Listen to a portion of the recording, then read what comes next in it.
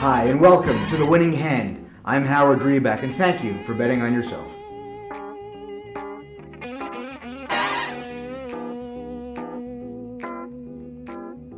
Welcome back to another edition of The Winning Hand with yours truly, Howard Reback, here live in Montreal.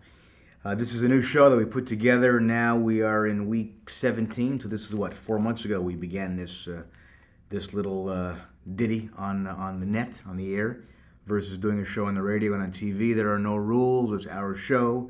We are not being watchdogged by anybody. We are keeping it real. We are keeping it straight. We are keeping it direct and just telling the truth and what's going on in the world of gambling. I am an ex-gambler myself. Got to find a new word other than ex-gambler. It's becoming boring after a while. I used to gamble too much. How about that? I gambled way too much, ruined my life, and each and every week we are here on the air talking to you, the general public, about how it would be if you don't end up the way I did, although the way I am today, not so bad. But really and truly, all kidding aside, it's not a route you want to go down. Being an addict, being a gambling addict is not a label that anybody would want. It is not something that you should be proud of. I know for sure I am not. And even though I have healed myself, for lack of a better word, I still don't feel good about it. I feel good that I don't anymore live the life that I used to, but the scars are still there, physical and mental. But I would urge anybody with a problem to seek some help. Today I want to talk a little bit about the world of gambling and how it's an embarrassment. It really is. When people start saying they want to go to the local casino because they have the best club sandwich in the world, which is what I did, even though in Montreal it happens to be true, it's kind of silly. It's just kind of silly. There's really only one reason why you go to the casino, and that's because you want to gamble. That's it. I mean, the odd person does go there because they like listening to the bells and whistles ringing, even though the new machinery don't whistle and make noise like they used to. And it's great to go to the casino and see a show. That's a great idea, but who are we kidding? The average person still goes to the casino to gamble, to wager money. You know, the definition of gambling means to wager anything of value for hire and or a game that is played when the outcome is not known. I beg to differ because gambling, the outcome usually is known, and that is, the outcome is not usually in the gambler's favor. So, you've got to digest that. I know it was last week or the week before we talked about gambling and the success that people have as a rule, and the general success about a gambler is limited. As a matter of fact, it's incredibly limited. It's very limited.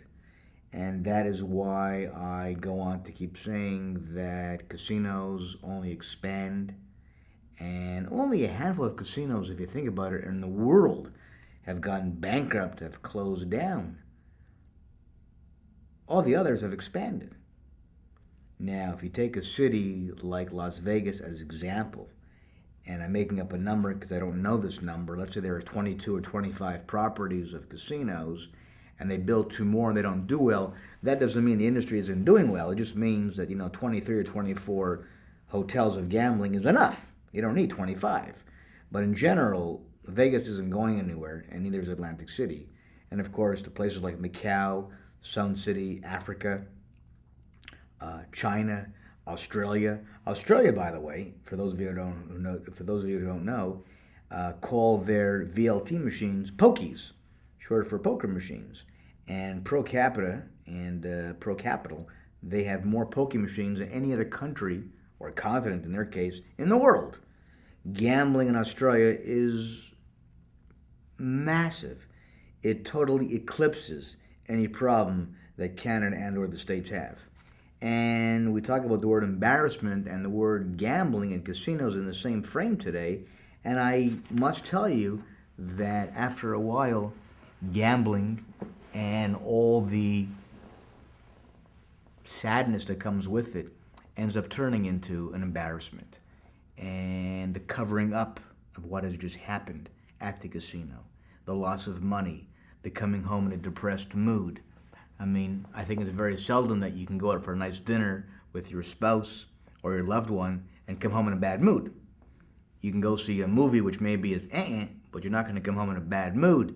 If you go to the casino and you blow your brains out financially, you can come home in a bad mood. That's not great.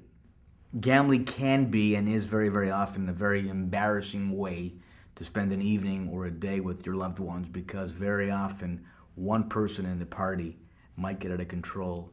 So I urge you, if in fact you are going to the casino, please, limited funds, have a time frame, have a game plan that everybody agrees to.